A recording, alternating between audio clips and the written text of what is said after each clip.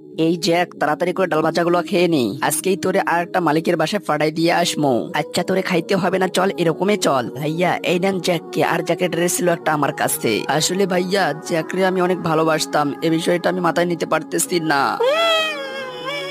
আমি নিতে পারতেছি না ভাইয়া, আমি গেলাম। মালিক এটা কি করলো? আমারে বিক্রি করে কেন দিল? পুরো 5 বছর মালিকের সাথে ছিলাম। আমি কি জ্যাকরে বিক্রি করে ভুলে করলাম? এই জ্যাক আর আমি একসঙ্গে শুয়ে কতই না গল্প করতাম। জ্যাকের মাথা না নেড়ে দিলে একটা রাতও ঘুমাতো না। জ্যাকের এই প্লেটটা দেখে আমার কতই না কষ্ট হইতেছে।